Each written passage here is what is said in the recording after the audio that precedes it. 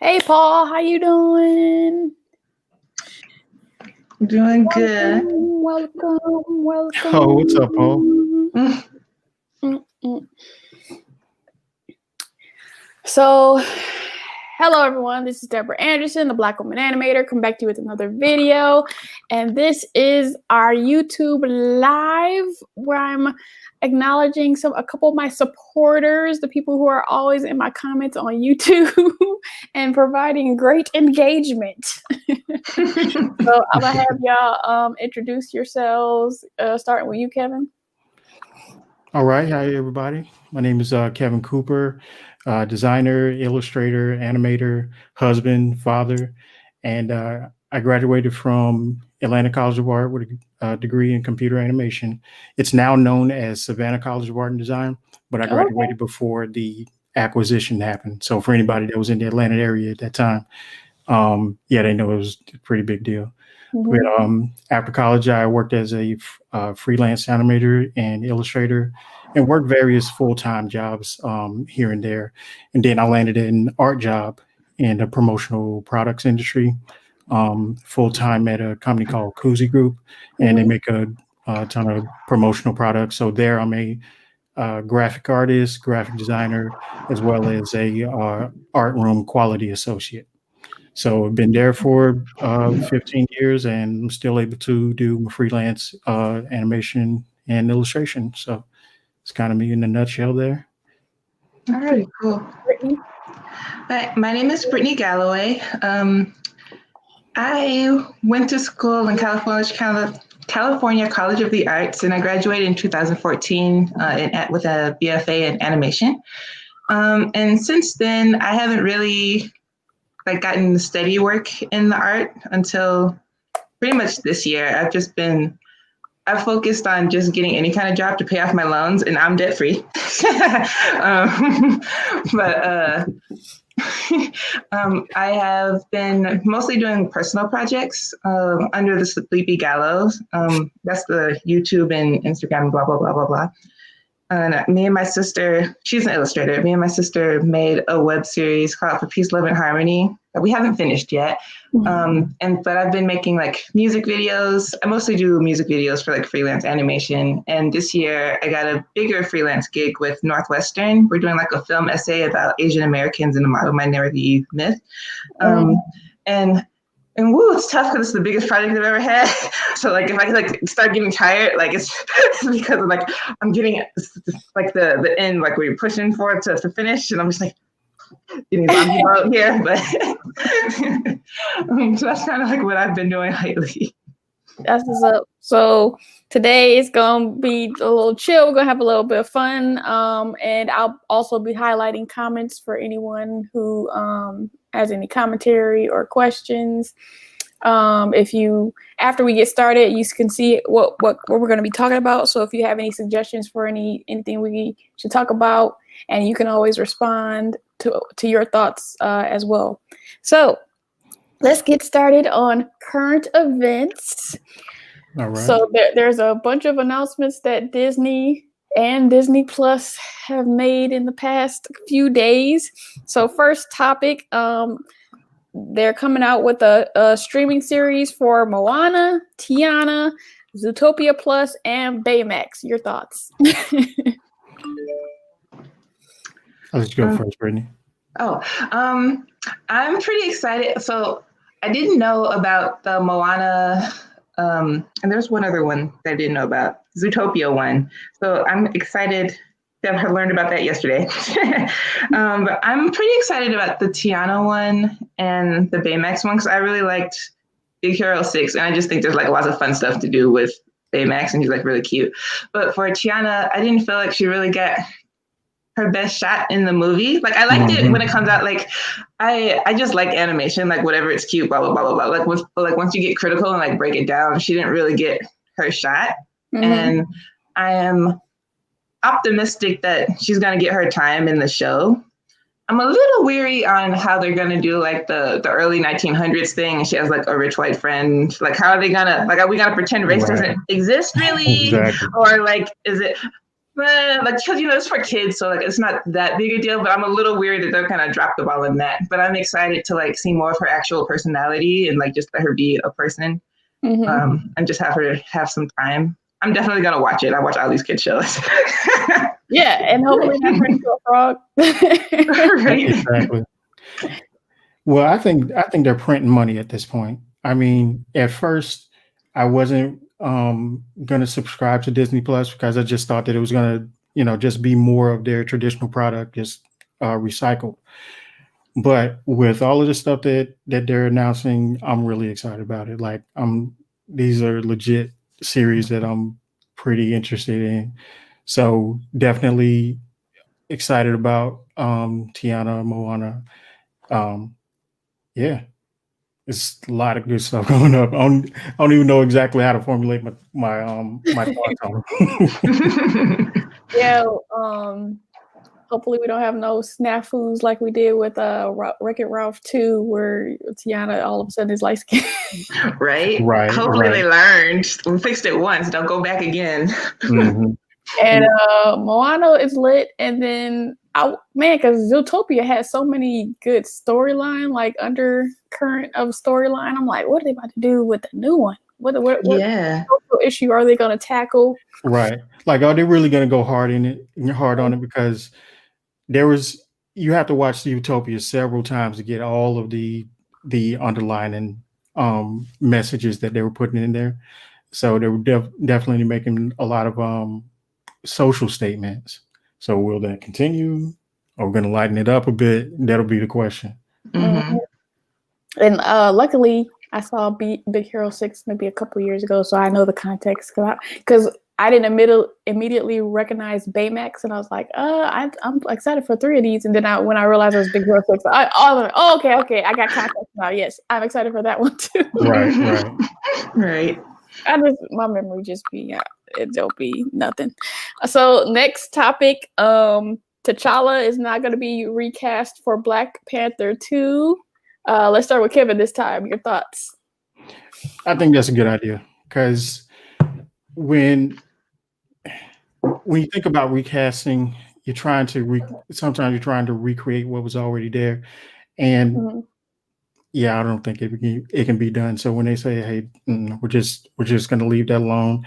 We're not going to try to make the same character with another actor," because given what he was going through with his health battle, and nobody knew, you don't want to overshadow that. You want to let his work be what it was and what it brought to the culture. So I'd rather them tell a new story and perhaps even make his passing part of the story, so that it kind of stays in the lore and it stays in people's minds. So I'm good with them not recasting. And Kevin, your video is frozen for me, so I'm not sure if you could fix that. But now you froze for me too, but I was like, who cares about my computer? But you're back now. Brittany. I agree that it's a good idea to recast him. I'm a little weary on what it's going to do narratively. Because I'm like, are they going to like give him a lame off-screen death? Or is he going to magically go to another planet? Like Captain Marvel hasn't been here until like the last movie, or she's just magically like gone. Like I don't want to see another T'Challa. That's for sure. And I definitely don't want them to like digitally bring him back for a movie. Like I think that's a terrible thing whenever they do it. I think that's a bad idea. But I'm just like, well, what are you going to do to the story? Like, I almost wonder if we need like another in-between Marvel movie to like explain something or introduce someone new. Like, I don't know. But I mean, I guess they know what they're doing. They're professionals. I guess I should trust them. But like, I have so many questions. Like, how is this going to work?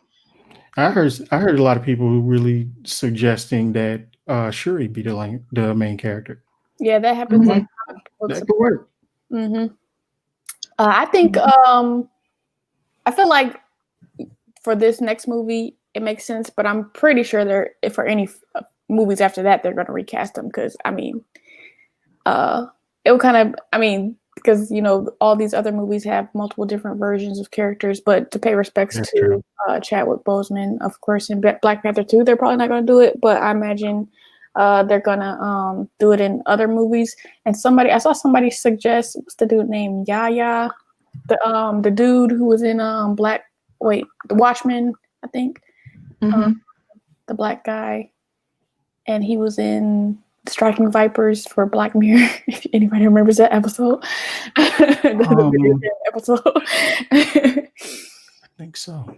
Yeah, so somebody, I haven't been looking for suggestions, but I randomly saw somebody suggest him. I haven't seen any other suggestions of who could play T'Challa in any future movies, but yeah, it's hard to. That's a hard recast. Yeah, it is. So another one is Disney is teaming up with Kugali on a Afrofuturistic project, Oraju. Did y'all see the visual development art? Yes, that What looks are you dope. looking forward to? It's like, I mean, you hate for everything to be compared to Wakanda, but True. I'm sure the Kugali is gonna, bring their African perspective and do some cool things. But what are y'all looking forward to with that project? Go ahead, Brittany. I am excited about seeing an Afro futurism story actually coming from Africa.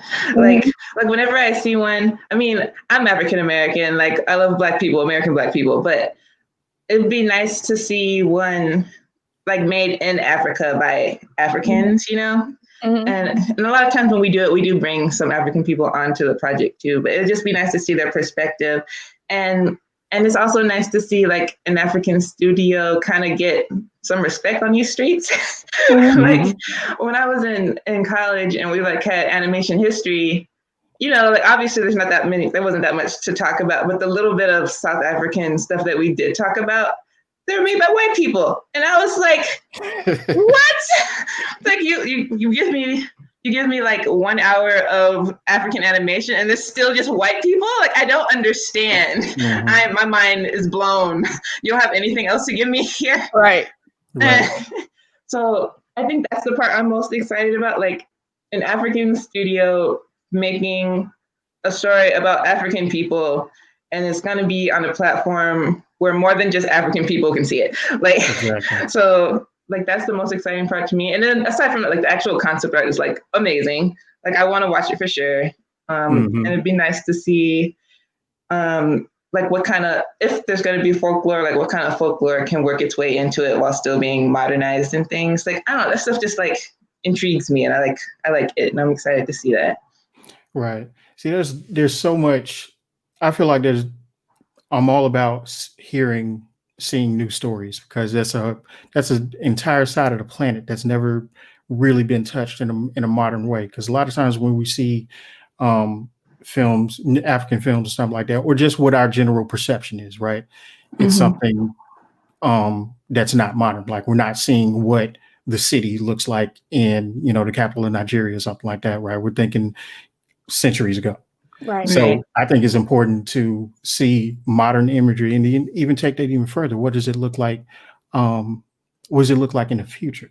So it's just so many untapped stories there that's been missed in film, games, and animation. So I'm more than happy about it. I'm glad that they were able to connect and bring their stories to an audience that didn't see them previously. Because in film festivals and movie awards, we're always seeing movies that we never heard of from foreign films and stuff like that, and they win awards, and a lot of them are well deserved. How often do we see, stuff from Jamaica or the continent of Africa, Kenya, Nigeria, some of those countries, Yeah. Something that excites me about is just something that excited me about Wakanda was the thought of what could the continent have been if it was not touched by colonialism, and how forward could everything be if it just had continued untouched.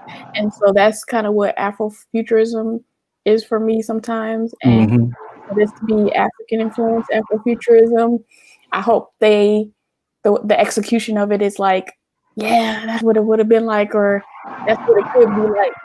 Mhm. Kind of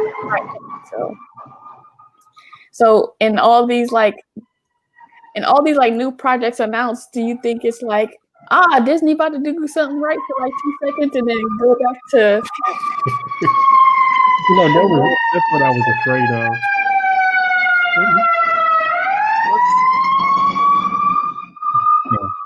Yeah. But that's what I was afraid of, is that if they do something and people think that it didn't turn out right or something like that, or there's a lot of discussion about it, that they were like, whoa, we tried to do this great project, but people didn't like it, so we're not going to come back to it. I'm glad that they didn't say that and keep pushing forward with new stories, because you're not always going to get every single thing right. I don't believe that. I don't believe that any film or animation can be everything to every person. right. So I love the effort, and I want to see it, even if there's some missteps along the way. Mm-hmm. Yeah, I agree. I'm a little bit scared that it's kind of like the 90s or like late 80s, where like there was like just a wave of like Black stuff, and then we hit a dry spell, like there was like nothing. And I feel like we're hitting another incline. I just hope it stays longer this time, and maybe it's not actually just a wave and it's just going to be forever on. Yeah. But in either case, we have to capitalize on it and watch. Yeah. Even if it's not up to par, like in general, just give it a shot and maybe watch it all the way through, and then like, like through comments and suggestions and things, the next project will be better. Like that's just how film works. And like, yeah, stuff has to make money, but also people need to learn. So like if this is the first time certain types of subject matter or cultures or people, or if it's just a new studio in general, are doing things, they need to mess up first. That's how film works. That's how Hollywood worked. Like their stuff wasn't always popping, Black people have to be perfect. We don't get to mess up. Right. Like, and we need to like kind of get rid of that mentality in general. It's like as soon as something's not up to par, people want to just bail on it. But people need to learn. Like, and this from the white perspective too. Like we just have to go in perfect, and the storyline has to be perfect, and all that type of stuff. Right. It needs to be perfect, and somehow needs to not be too Black, but also it can't not be Black enough. And it's just like, what? It's a story. Like white people don't have to worry about this. They just make a story. Like let us just make a story. And like our type of humor can be different from mainstream America and everything. So like, it's just letting us find the balance of not needing to cater to other people and letting other people catch up. It's like, I feel like a lot of Black comedies or just Black art is seen as too weird because people just don't pay attention to Blackness unless it's like hip hop or like, ratchet shit that they're used to. And like they just don't understand it if it's not that. And I think we need to not care and support it to the best of our ability until they just see enough of it to be like, oh, that's just how it is. Or they just get used to it.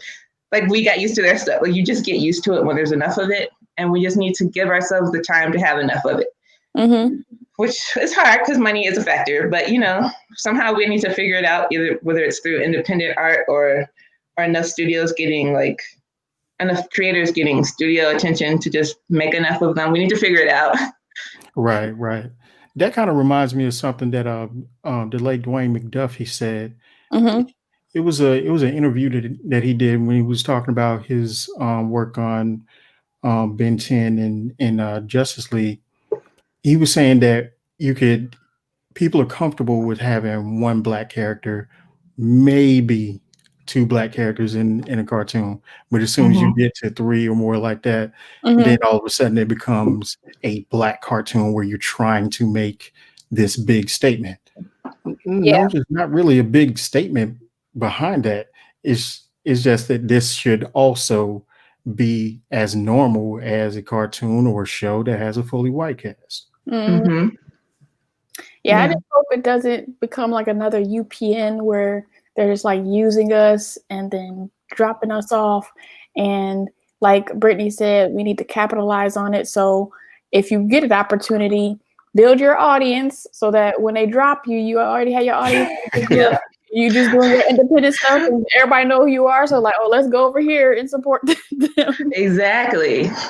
Like, capitalize on it, get your audience, and then who cares if the big studio drops you? Because we got you now.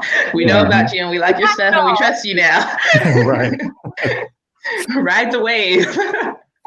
So can you continue talking about the continent? Nigeria had its first feature film be released in theaters over there. So I wonder if we're gonna get to see. I mean, I know like distribution and on the continent is kind of like they're still figuring stuff out, but I saw like a trailer of it and it's really green, but it's still a monumental opportunity where in 2020 Nigeria is just having their first feature film in theaters and it's being released and they get to go enjoy their own stories. What y'all think? Mm-hmm.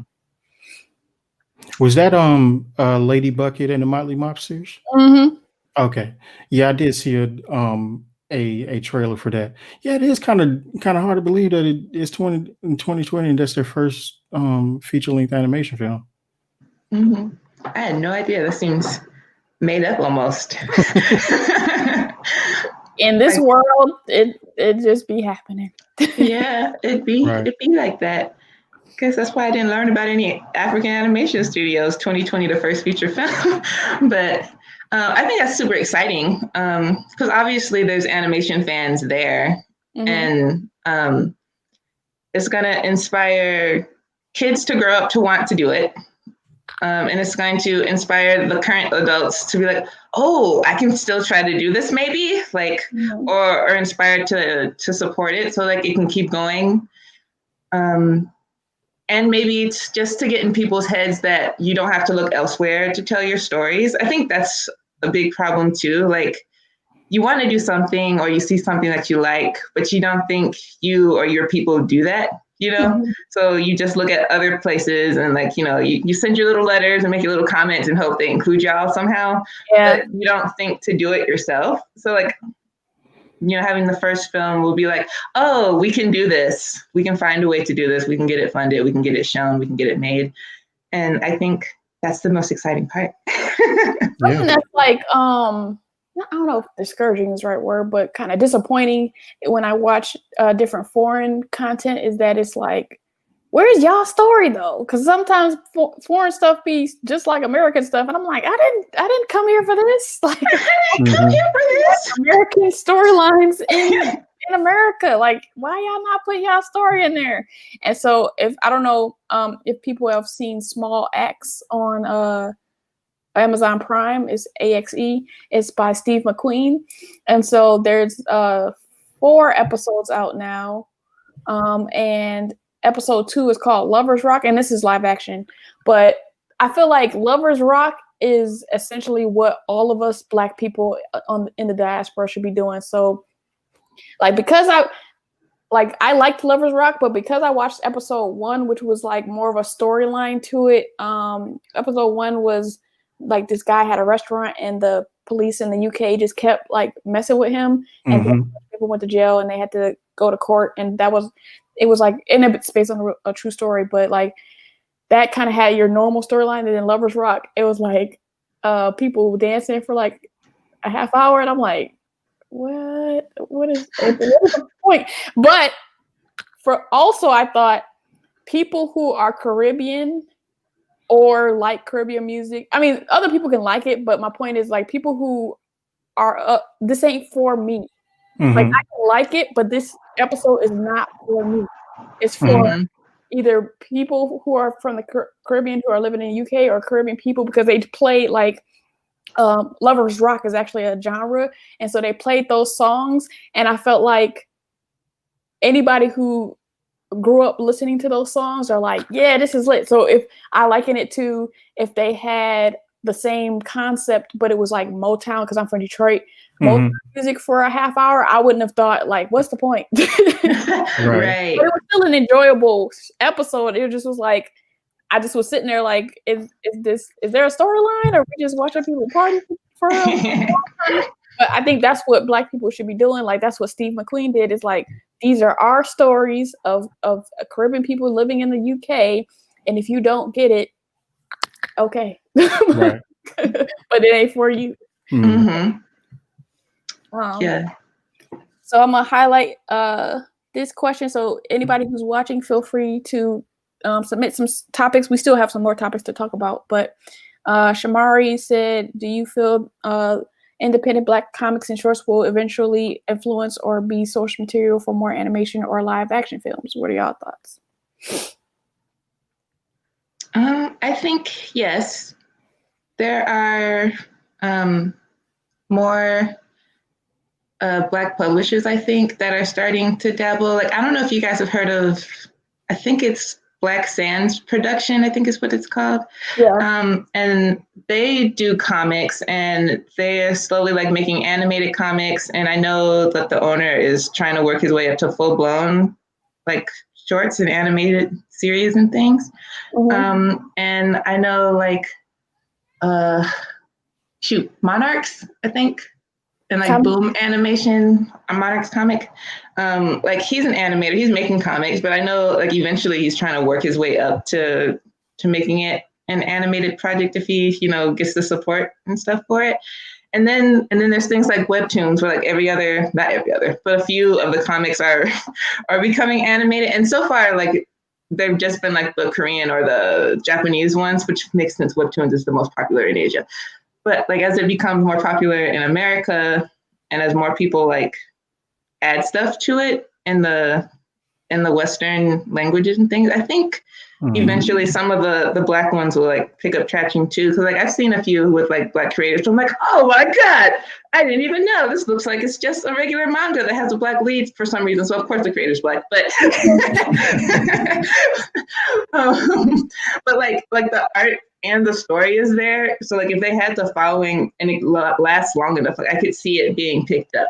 So like I feel like it might be a long road because I don't think a lot of Black comic artists get as much recognition, but eventually as more comics in general get stories and series, especially from non-traditional routes, I think we will see more Black comics become shows or movies. Yeah, and then from my perspective, I think they're really going to have to engage independent Black artists and writers because eventually they're going to run out of stuff. Yeah, that's true. So. All right, let's turn the light on. Okay. Yeah, so I was saying that eventually they're going to have to run out of stuff. So they're really going to have to engage people that's been in the game and writing their own stories and want to bring those to screen. Because what I like seeing happen is when people put out their own product and they build up an audience on their own. So it's already a proven product. Now all it needs is something else to bring it to a national or even an international audience. So yeah, that's happening. And I'd love to see those same creators earn so that it would be a great opportunity, but we can also earn off of our product. So we don't necessarily need that national distribution, but these are where the best stories are happening because it's relevant to these people. This is how they grew up. This is this is what's real to this person and that person, and it helps those the feature length films and games. It helps it become more relevant to have characters in there that actually speak to somebody. It wasn't like a template that you were saying, all right, I need this character to have X, Y, and Z. Let me actually bring some people in to tell me why this character does this. Yeah, I feel like, they're afraid of run out of stories because they'll recycle. We in reboot country right now. Right. But and Kevin, you're frozen again, but for me. But yeah, like I just hope. Well, Netflix is doing a lot of stuff. I noticed that some stuff they're doing is with big names, like Jorge Gutierrez or teaming up with Everett Downing or like Peter Ramsey and stuff like that. But I think they're doing stuff with like more independent people as well. And so that could kind of go into, Canvas. Like hopefully there's more things like that where like if you see somebody working for years to do their short or their film and then them reaching out, I don't and I feel like it's more about tugging at the heartstrings than the logical of we just need to do more other storylines because they don't some people don't be operating on logic. Like, they just be like, let's tell this story again. So to go into that, did y'all see Canvas? I did. Let's not do I watched spoilers. it last night. No spoilers, but like, what did y'all think? I liked it. It was really cute. I teared up a little at the end there. I'm a big old softie. I cried everything, but like it was really nice, and like I really like I like films and things in general that center around older people because I feel like the media is just youth focused. And, and while I'm nowhere near old yet, like I'm kind of tired of everything being focused around like 16 to 18-year-olds. Like it was cool when I was 16 to 18, but now I'm just like, oh boy. But anyway, so like I like things that center around older people, and then like it just like reminded me of my family and stuff. So I was just like, oh, and then so I don't know. I just liked it a lot. I loved it. I watched it last night and rewound it, played it back a few times because I wanted to make sure that I didn't miss anything. So I'm trying to describe it without spoiling it because Same.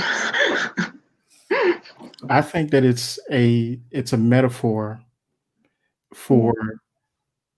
I think it's a metaphor for Black creativity within the Black community and how it's perceived outside of it. Yeah. So yeah, I'm trying not to spoil it. Yeah. It's a great story. Creativity. Don't give up on it. Is like I sympathize with the main character. Yeah, and I think that was near and dear to my heart. That the hair was pretty awesome. That's true. The like little spots on the old man's cheeks. It's like, oh, y'all got some detail. And then if you notice the skin, I peeped his hand. I was like, all right.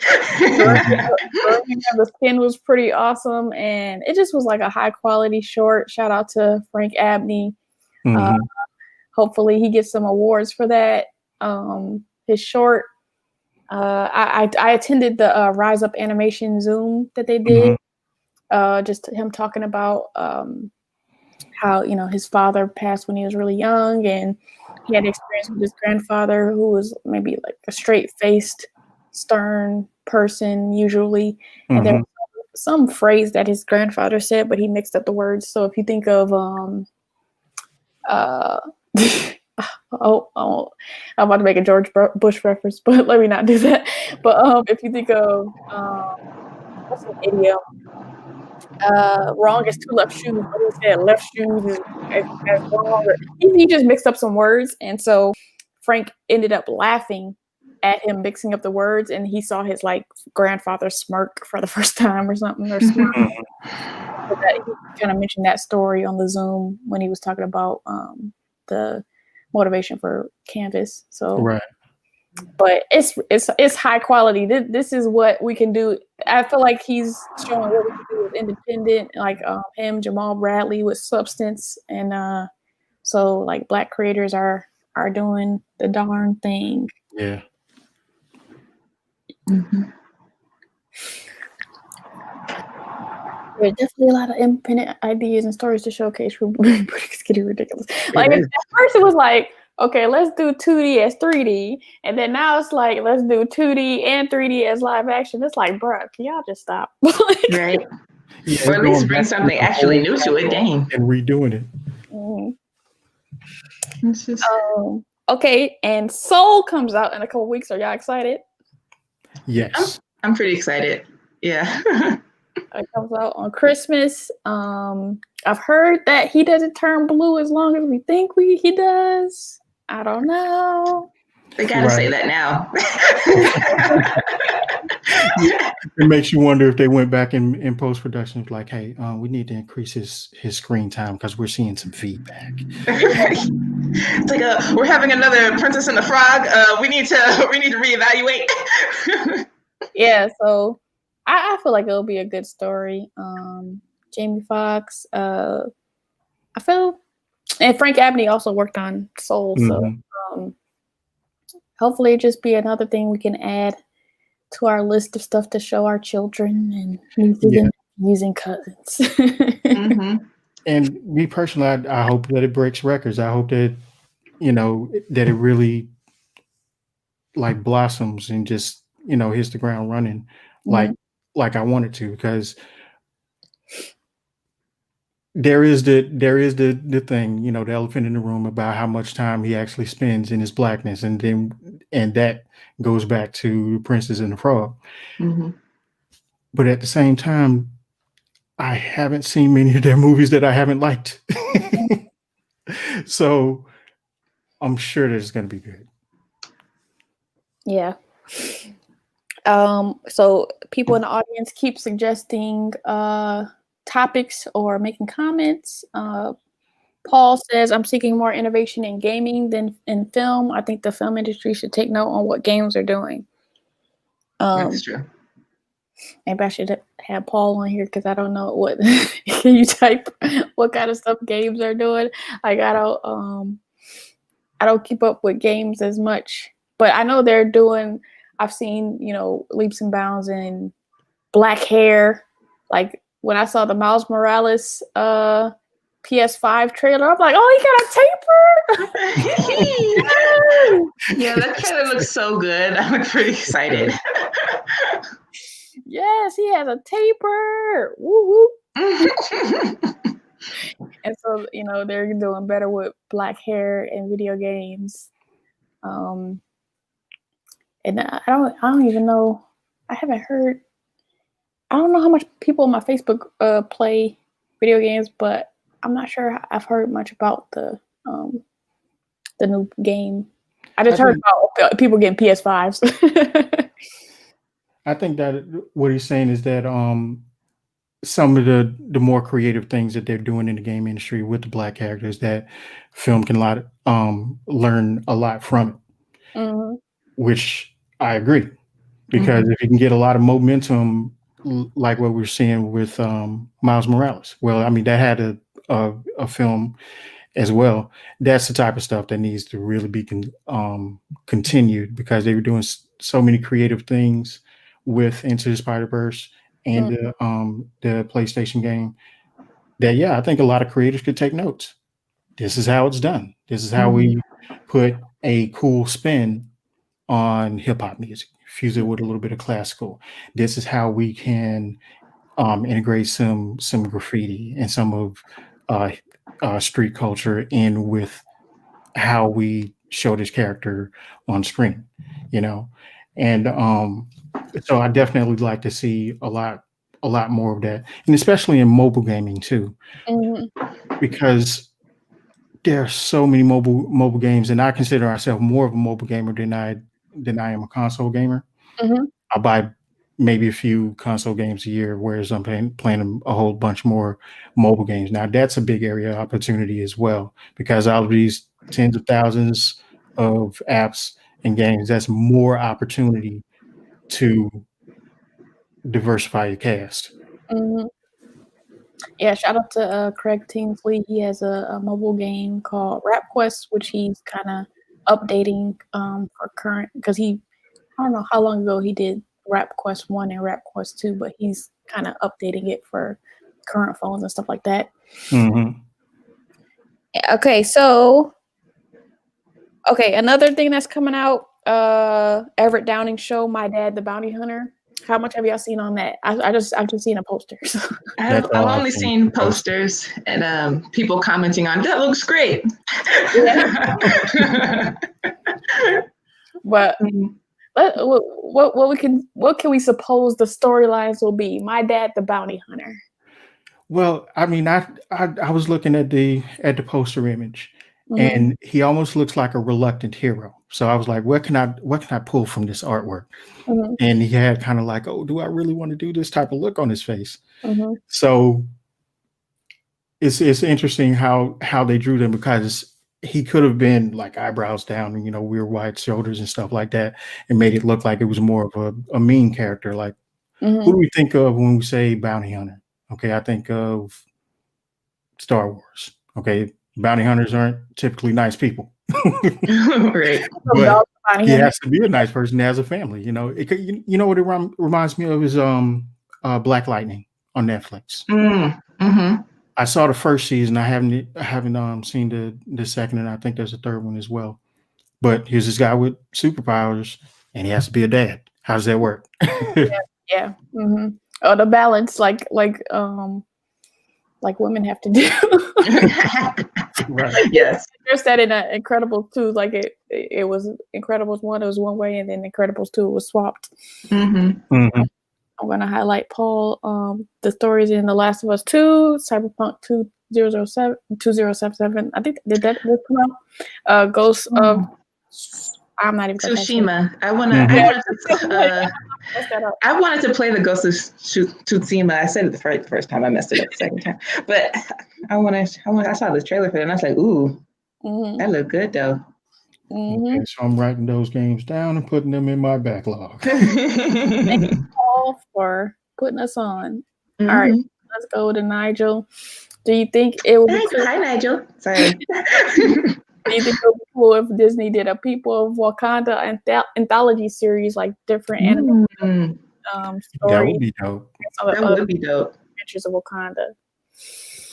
Look at you with the good ideas. I saw some random post. I don't know if I saw it on Twitter or whatever, but I guess some entity had a rendering thing where, it was on YouTube. It was like a somebody gave, I guess, I don't know if somebody gave people a scene in 3D and then people just rendered it different ways, or I don't know what the original prompt was, but it was a YouTube video showing like 100 or 200 people that did use this prompt. And it's like you see the back of somebody and they're walking in an environment, and you can kind of see people did different things with the character and did different things with the environment. So, yeah. Like just highlighting different styles, 2D, 3D, stop motion, different styles in those styles. So, yeah, cool.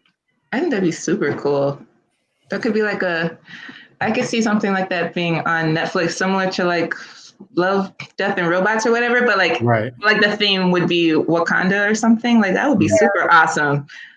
And then that way, you know, you get little short snippets, and then you also get to showcase different artists and different viewpoints. How do we pitch this? No.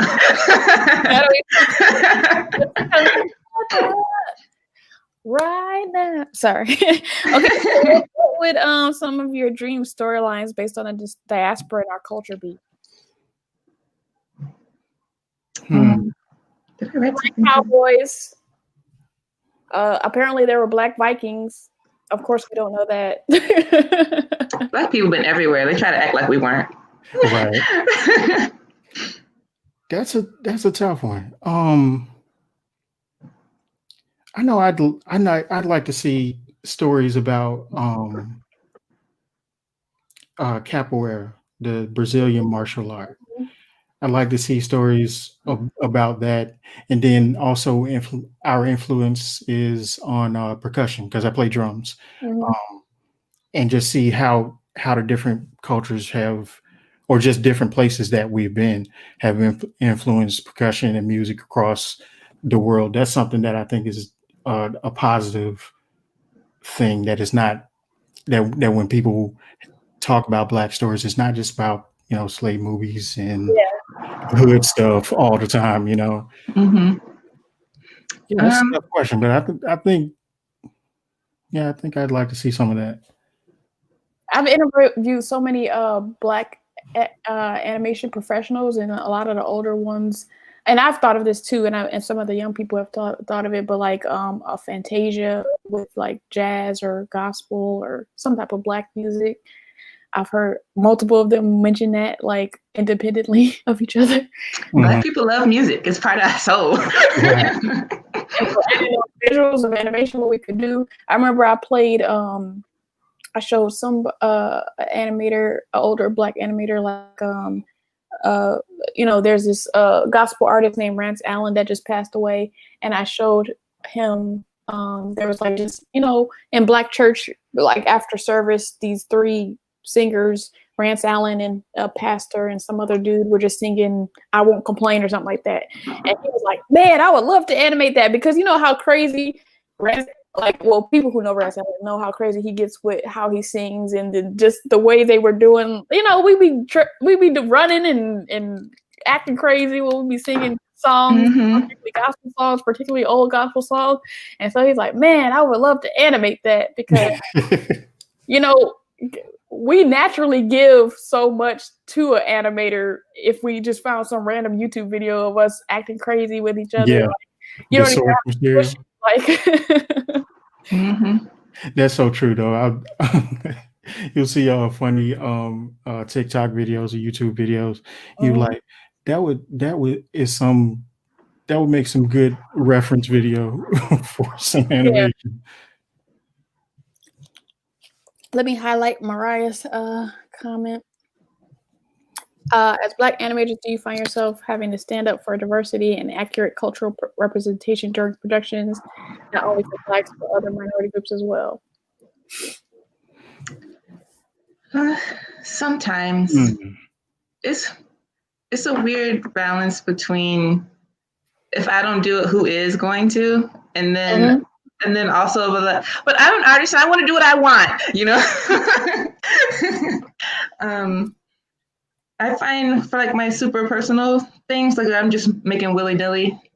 I just make what I want, but like if I am trying to make like a longer standing story that maybe I want to show to more people, I kind of hit like a roadblock, I guess, because I'm like, oh, well, is this okay? Or how should this one be? Or like, well, golly, all of my body types are the same. Is that, do I need to like learn how to draw different body shapes? Or it's like, this is like a stereotypical role because this is all I've seen on TV and I don't know anyone like this, but also I kind of want them to be in the story. Like, it's a weird. But you also gotta do what we think of when we hear white people like talking about it. Like, why don't you just ask somebody? Like, we got to do that too. I know. Like, I guess that's where the I guess making up your mind to do something and then actually doing it, because it's like, oh, do I want to put all the effort into this? How much does this matter to me versus how much time do I have to put into it? And then that just like makes me put the project on hold indefinitely, And you're right. We just need to ask somebody. Like there's the internet. It's not that hard to go find. In theory, it's not that hard. Like you can just put out a blast somewhere. And I think what you're saying is like a foray into like what white people think too. Like, this is so much effort. Let me just not do it. And we gotta be like, okay, it takes effort, but I'm just right. Anything worth doing takes effort, right? So. And see, for me, I think I'm more conflict adverse. Like I'll see some debate and stuff going on in Twitter, and I'm like, well, I want to hop in to kind of do it, but then I end up not doing it. I think for me, I just rather tell my own story and switch it up in the way that I think, because sometimes people get really weird about when you're doing like a race swap or a gender swap. So I'm like, all right, well, that pisses you off. Instead, what I'll do is just tell a brand new story. So I did an illustration of my version of The Legend of Zelda, right? And I'm like, this isn't replacing your traditional Link. This is a brand new story and doesn't even exist in Hyrule. Right. So that will solve that problem. Yeah. I was on a panel yesterday. Wait, today is Sunday. Was it yesterday or Friday? What day is it? I don't know. FIFA on Friday, where we talked about diversity and stuff like that. And I remember making a comment where I didn't make an extensive comment, so I'll elaborate here. But like when you're in the room, sometimes you do end up going to bat for other cultures.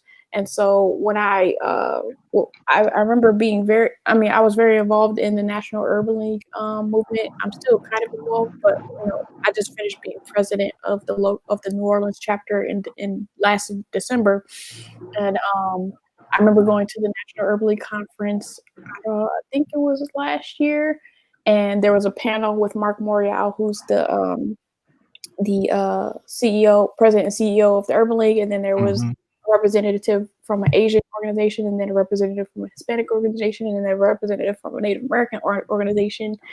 Okay, at the high level, people know that we could work together, because when I be reading comments on Facebook, some of these demographics be acting like race don't matter. So I'm like, but something that I realized in attending that panel is like, the Native American lady was saying how, because it was some of it was about the census, and how the importance of doing the census is that you get funding based on the numbers. And she was like, Native Americans are weary of certain things because they've been promised stuff from the government, and then they do it, and then they don't get what they were promised. And so that made me think, okay, once you take in information from someone else's story, if you choose, that's information now you can advocate for that person. So if I'm the only minority in the room and they're doing something with Native Americans, and I have this information now, I can advocate for them too, even though I'm not Native American. And not everybody has to do it, but I'm the type of person where I want to take in as much information as possible, so that if the person isn't in the room, I could be like, oh, nah, that's not that I'm a expert on it, but if I at least know the information, I could be like, I don't think that's gonna fly with their community. Right. And I can help for them too.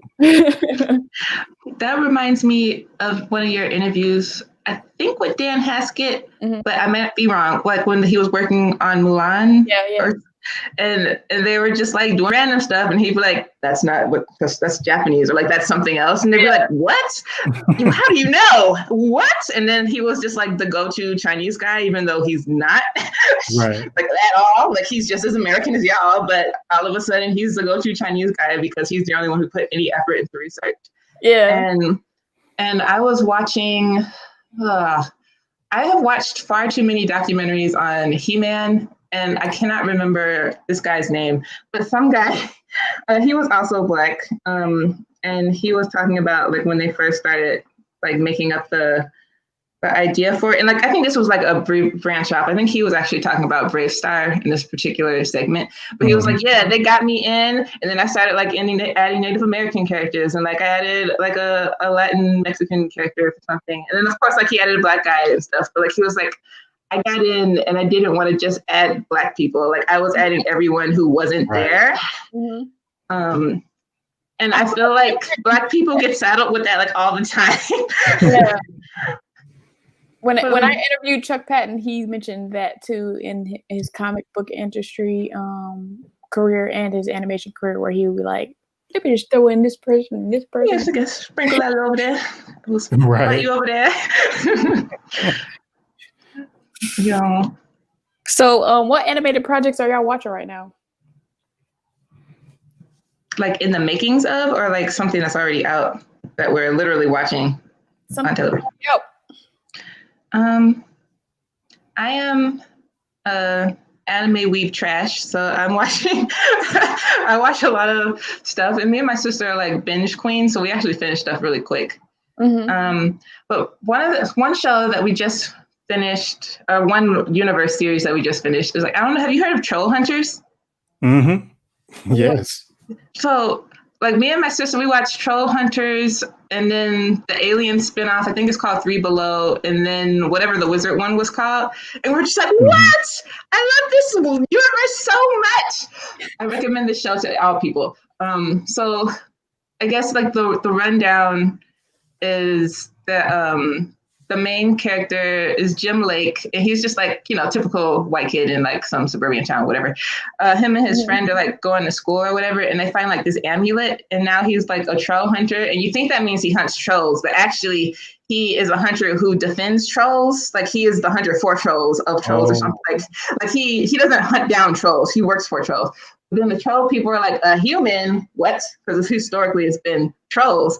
So he has to like do this weird, I'm a human who has to now somehow defend these trolls and I didn't know about. Cause like, this is like a normal world. Like people don't know about magic and the trolls are like hidden and stuff. So he's like thrust into this universe that he didn't know was like a thing.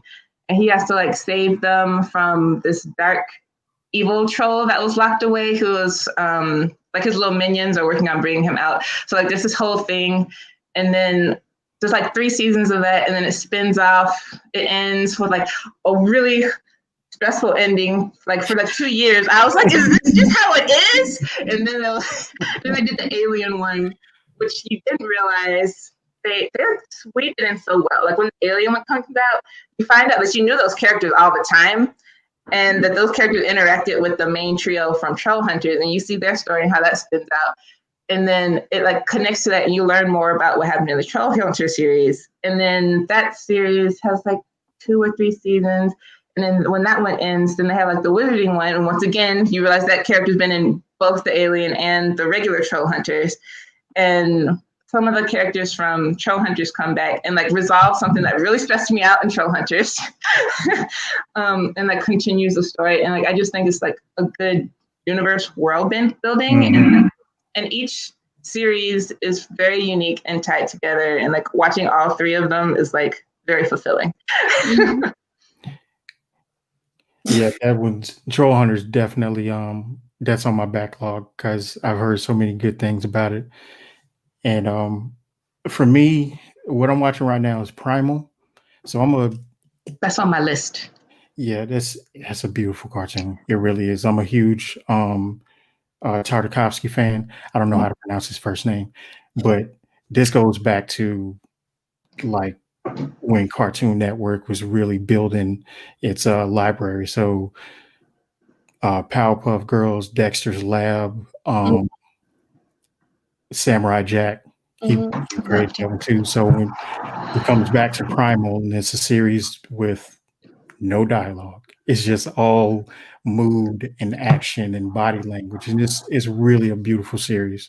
So I'm watching that one. I'm also watching Archer. I've always been a big South Park fan, so I'm still watching that all these years later. And then on Netflix, I'm watching. I just got done with Kipo and the Age of Wonder Beast. Oh, I love that show too. Beautiful show. If y'all haven't checked it out, you should. Yeah, it was a good one.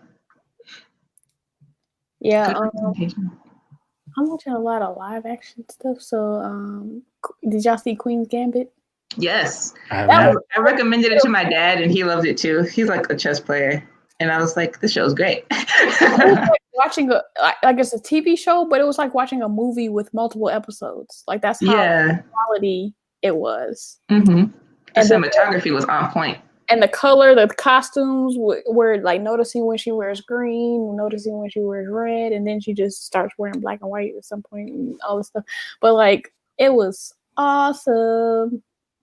That was a wild ride. Well, I'm watching, Small Axe. I think the 5th episode comes out maybe this Thursday.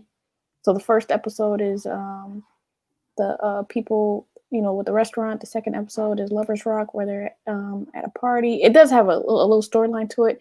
The 3rd episode is when John Boyega, that's based on this true story with this, he starts off as like a scientist, but he integrates the police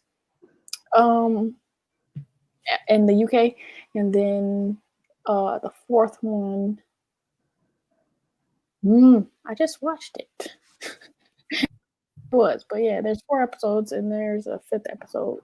Oh no, that was the first one. Sorry.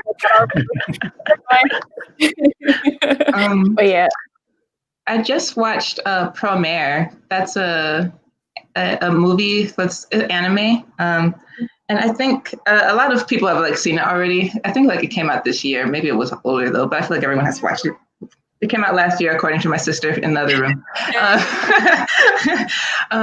But I really liked it. Like, I thought I was gonna like it, like the story, because I like anime. I'm a weeb trash, but it was like, I think artists in general will like it. Like, the visual style is amazing. Like, the color palette and like some of the shots they chose, oh my god. And like the animation, like, it's not like typical generic anime. Like, this is art. Like, I think like you don't have to be an anime fan to like this. And like I feel like if you haven't seen it, you should see it. It's really good. It's a visual marvel. I loved it so much. It's probably gonna be one of those I rewatch a lot when I'm trying to like make my own stuff, because I just need to like not be so standard and generic. Yeah. So this question, what is your biggest inspiration right now to further your ideas and creativity? With minority stories coming into the forefront, where do you see stories going in your own work? That's a mouthful right there. I'll keep it up for a little bit. I'm always getting inspiration from different things. Like, I have so many folders on my computer of different projects that I want to work on, and like, it could be anything from my hometown of Detroit, from like Black history, and not necessarily the traumatic parts of Black history, to being like, I have on my Instagram. I have multiple Instagrams, but I have one where it's just following people that inspire me and following their work. So as a 3D modeler, just seeing all these character designs from different Black artists and wanting to create those in 3D. So yeah, like, I'm inspired, and for me, since I'm a 3D modeler, I don't really have not that 3D modelers don't have these dreams, but for me personally, as Deborah Anderson, I don't have a lot of like films or stuff that I want to do. I just want to do projects where I'm creating 3D. What about y'all? You can go, Kevin. Let's see. I draw inspiration from a number of different places, so it's really hard to say what my biggest one is. Well, no, actually, I can answer that. But I draw inspiration from just independent creators who are able to do their own thing outside of big studios, because of course I'm always going to love these beautiful films that come out, right? And they have so much talent, and they have the ability to do it. They're a business. And I also think that there's just something to be said about the independent people that are able to. I mean, I know I've said this before earlier in the broadcast, but just how they were able to do their own thing, earn from it, build an audience. So some of my biggest inspirations is How It Should Have Ended. I met Daniel Baxter one time at a comic book convention, him and his team. And I'm not sure if y'all are familiar with the How It Should Have Ended series on YouTube, but basically it's a parody of live action films done in an animated form. So if they didn't like how a movie ended, they rewrite their own ending and animate it. And they were just able to build off of their own product, so that's a real big inspiration for me. And then like for my own work, where I'd like to see it go is just to normalize our presence, normalize Black presence in comics, games, animation, to where it doesn't have to be like I'm hitting you over the head with it, like, oh, look at my Blackness. But I want it to be normalized. So naturally, I'm going to tell stories that are near and dear to my heart, and they're going to have Black people in them. That's part of my goal. But I wanted for going forward, I also wanted to be normalizing other people that this is a normal thing to see, without it being like I'm trying to make some big social statement. Right. I'll just highlight a couple more comments. Love Queen's Gambit. And the Queen's Gambit is so intimidating. I feel like it'll be like, oh, you thought you knew chess. It is like that. You thought you knew chess, and you don't. But like Like even the last couple episodes where she's at the competition and how they shot that is like, whoa. Yeah, and, it was pretty cool. I think she would learn the moves as they were shooting the scenes or something like that, and then she had to learn how to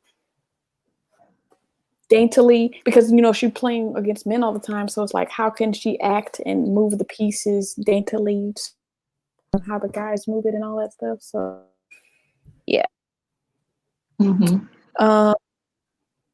Where would you like animation to go next, as far as like mature stories, indie spotlights, all that type of stuff?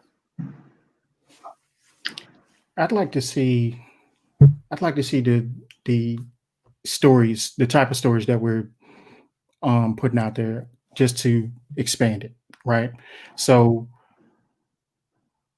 at least in the West, not so much with anime, because with anime there's so many different types of stories being told.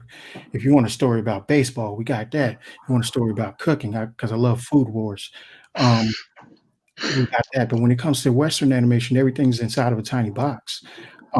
It's mostly kid shows, and of those adult shows, and I put them in air quotes because it's only comedy. So those are the only two flavors that we get.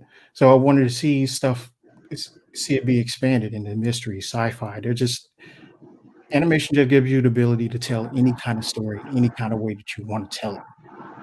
And I'd like to see just bigger stories expanded. Because it's at least to me, it seemed like it's been in the same spot for quite a while. And there's no time like the present to, going back to what we were saying earlier, to really engage your current staff and independent people to see what types of stories we can tell. Let's do a focus group. Is there something to be said about suspense, mystery, and tell that in an animated form? Yeah, I agree. I would like for there to be more mature animation as well. But for me personally, like I really like fairy tales. And I know like fairy tales have like always been in animation in the West and stuff, but I would like to see fairy tales from like cultures we don't see anymore, or and things like that. But like not tell them necessarily like the traditional Disney happy ending way, because fairy tales traditionally are actually meant to teach you a lesson, and people die in fairy tales and they don't come back, and I think that's okay. I want to see animation be magic again, like in a lot of, even in Japan where they're doing all this wild stuff, a lot of it is like heavily rooted in reality, even though like people can like shoot fireballs and stuff. But it's like, but where are like just the sparkles and the beanstalks that grow for no reason, or like this cloud that can talk but no one explains why, and we're just gonna be okay with that. Like, I like when the elements like interacted in ways they just don't, and we're just cool with it, and that's just how the story goes, and then you learn something from it. But but not have European stories, or not as many European stories, or if we do, they're like from like the Northmen or the Vikings, or like the Europeans we don't know about. Like I'm tired of the British and even the Spanish to an extent, like the French, whatever. Germans, but like what they do in Norway, they were fighting bears up in Norway. Like, tell me, like, how was that going on? Well, give me some African tales. Tell me something about the Native Americans, but ask them. Don't make it up. Ask them what their stories were. Get some of them that can draw, that can animate. Have them do it. Like I want to see more of that stuff. And like maybe that could be like a bunch of anthology style. Those might not necessarily be full blown movies, but like just give me some of that. So, who are some of the people? I'm wrapping up, but so who are some of the people y'all following on Instagram? And feel free, people in the comments, to say who you're following on Instagram or even on YouTube. I follow everyone you interview after you interview them.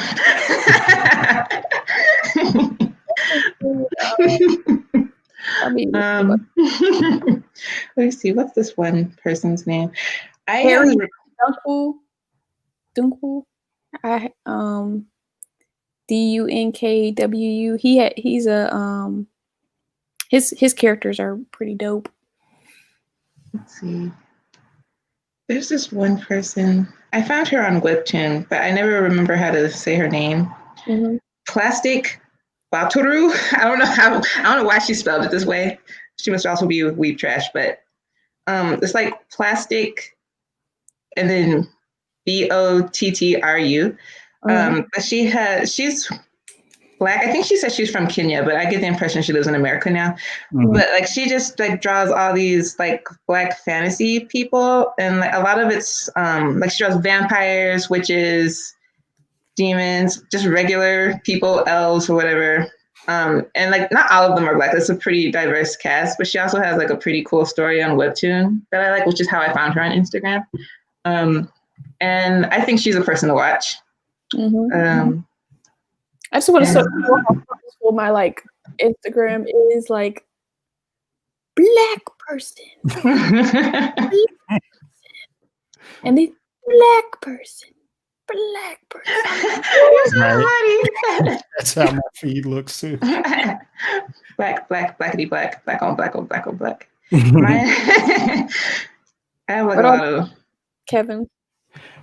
Well, I got a long list of people. My Instagram feed looks like yours. It's quite a few people that I'm following and being inspired by. So let's see. Actually, I have a list. Cartoon Connect, Marcus Williams. Oh, him. Yep. Mm-hmm. I hope I don't get her name wrong. Ari Monroe. Mm-hmm. She's a illustrator. Cartoon Management, House of Tunes, Before Richardson, love her.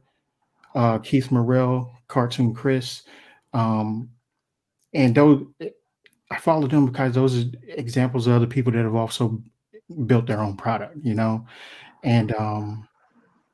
then just to shout out some of my own friends and classmates, Lamont Russ, Shamari Simmons, he's in the chat, Paul Brown, Kayla Davis, Free Fly Media, and Orlando Caicedo.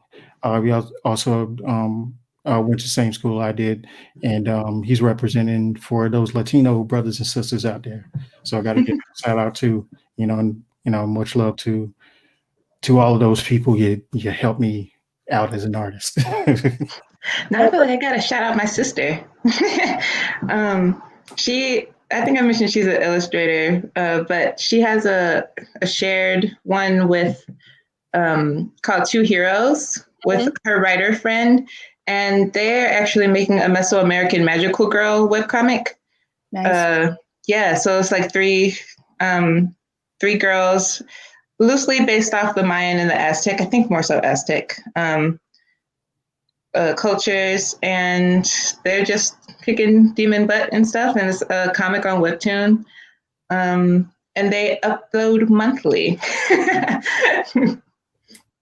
Somebody else that I follow, I follow some people on Instagram, but like another person I follow, Michael Lapomare, he's K Huntry, KHUNTRY. The reason he is so refreshing because like something that I noticed following different artists is that sometimes when people post, well, first one, he does plus size characters, and then another thing is that I feel like I notice when artists do like naked characters, it feels like he has like naked characters, but it doesn't feel like it's like, yeah, let's post this like naked person just because I'd be like posting naked people. But I feel like you could tell between when it's like kind of ill, like why are you keep posting naked people? To him, it's like, oh, okay, this is like in a more natural state. It's like appreciation rather than like taking advantage. And so I really so again, that's K Huntry, KHUNTRY. I get what you're saying behind that, because there's a difference between a pinup and then something that has a little more narrative in it.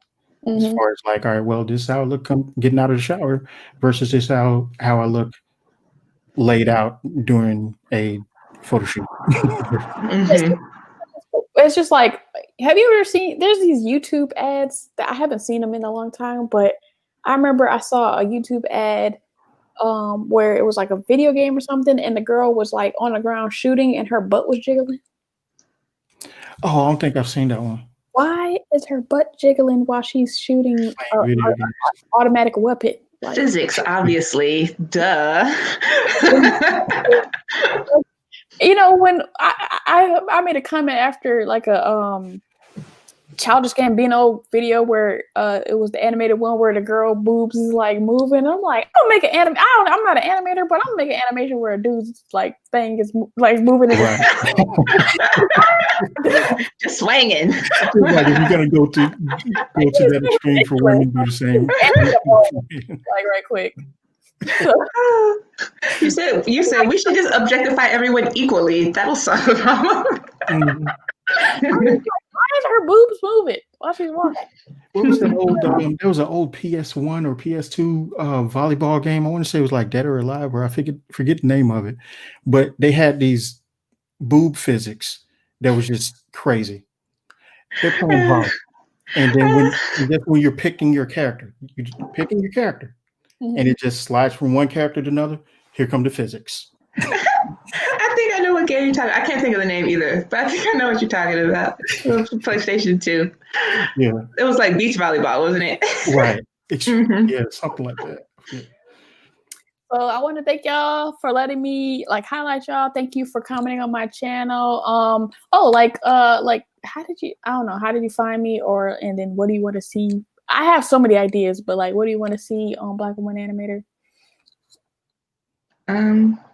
Well, I found you, but once upon a time, I was like trying to post one Black History Month. I was trying to post another one Black animator every day of the month, and I was trying to mix it up between like legends and people who've been there forever with people who are current. And you came up as one of the people. So that's how I found you, and I just like followed you until like your channel grew more, and I was like, "Ooh, this is what's relevant to me." But what would I like to see? I really like your interviews, and I just want to like keep those coming. And they're like really good for me to listen to while I'm working on my projects because they're usually like a hour and a half to 2 hours. So like that's like a long time for me to not have to look for something to listen to while also like gaining insight. It sometimes like helps me refocus because they'll be like, remember to plan, and I was like, oh. You know, like I was say something, I didn't do that.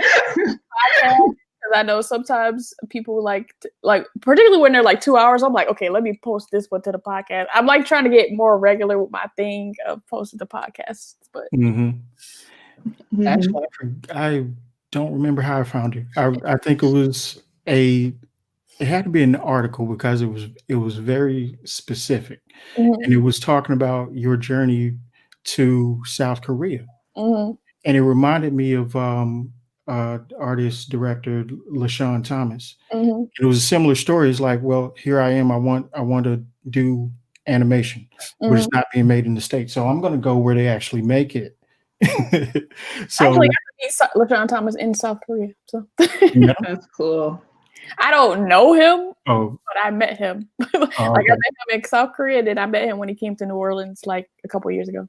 Yeah, so I was like, what are the odds that these people, they're Black and they made this choice to travel all the way across the planet to pursue their dreams and get some more training. So I know his story, and then I was like, wait a minute, there's another story just like it. So it had to be an article or a write-up somewhere. And that's where I found it and started following your channel. And as far as what I'd like to see, just more exposure. You've landed some solid interviews of people that existed, right? Yeah. Like this needs to be posted everywhere because this visibility is key. It really is, because as I interview more people are like, oh, what about this big person, this big person? I'm like, do y'all realize what I'm doing? Like you can watch any interview about these people. And I do want the bigger people on my platform, but I want you to know about the people who you ain't never heard of too. Right. Because if people that look like us can see people doing this type of cool stuff, then it also inspired them. Yeah. Right. Because I didn't meet other people that were doing what I was doing until I got to college. So I'm thinking that there's a lot of Black kids out there artistically gifted who don't get the support that they need. And a lot of that is because of visibility. I can see athletes every day, right? And that's an inspiration. Man, he has a killer crossover. I want to do that. Well, I want to see somebody that has a killer paintbrush. How do I do that? Yeah, for real. Like, we're few, but there's more than we realize. And then also there's more than we realize that we're working on some of our favorite childhood like stories. Yeah. Like I remember in college, it was for my animation history, the same class where I found out even in South Africa, there's no Black animation apparently. But I guess we got to be able to choose our own topic or something. And I wrote a paper like, where are the Black animators? And then he was like, does this really matter? Or like I think one of his, like I think I wrote something about the end of it. Like I mentioned Dan Haskett, I think like 2 or 3 other people. And I was like, how come I never learned about them? Basically, like was a line or something like that. And then he was like, but are these titles really that important? And I was like, bro, what kind of comment? Like, I mean, I still got an A, but like, he was like, oh, but like, if you look at the things this, or like they didn't work on the main character. So like, of course you don't know about them or something. And I was like, bro, we're talking about representation and like other people getting into the industry. Like, Dan Haskett, most things are Little Mermaid, like Ariel. You don't know that though. Like I'm trying to say, and his response was just, yeah, but they didn't do anything important. Basically, it was his response to the paper, and I'm just like, okay, but like, how many more like animators or artists in general would there be if we knew that they were just on the team? Like maybe don't give them like, I don't know, super shout outs if they're not the star, but like also, can we acknowledge they're in the room? Like how many group photos are like pushed in the back when you don't even notice them or something? Oh, that reminds me. Sorry, I'm like having ADHD brain right now. But I watched Tarzan for like the millionth time like a few weeks ago. And I never realized in the cruise ship, there was like a rando Black person like in the room. Like when, like this is when they were trapped and like Tantor would like push the thing and like the ship shook up and they were trying to get out.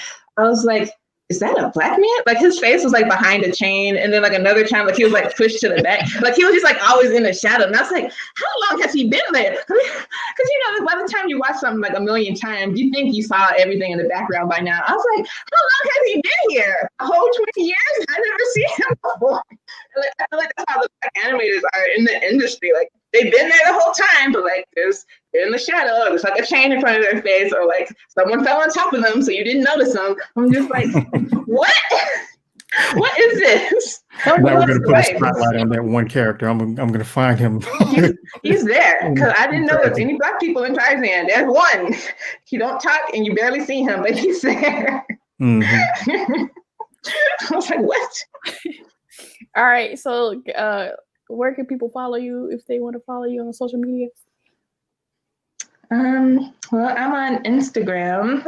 I have 2. My more personal, where I just like draw doodles and sketches and stuff, is on Instagram as BlkGalloway. So it's BlkGalloway. If you want to keep more with my animation specifically, it's at the Sleepy Gallows, and that's Instagram, Twitter, which I almost never use, and YouTube. I even have a Venmo that I don't really update either. But I can be found most places if you type in Sleepy Gallows. And there's sleepygallows.com if you just want like a general overview of like my art and work and stuff. Cool. The best way to keep up with me is at Art of Kevin on Instagram. So that's ARTOF Kevin. That's the best way to, that's where I'm more active. So that's the best way to catch me. Hey, Jaren. Hey. You interviewed her. Yeah. Yep. We have 2 videos. And I connected with her after one of your videos. Nice. So you're doing the Lord's work. All right. So thanks for everyone for watching. Thanks to Kevin and Brittany for allowing me to thank you for just being in the comments all the time, supporting me. To everyone out there, I would like you to like so I know it's real. Comment and tell me how you feel. Subscribe to Still the Deal and sign up for post notifications. Show your deal and share this video. Thank you. Peace. Bye.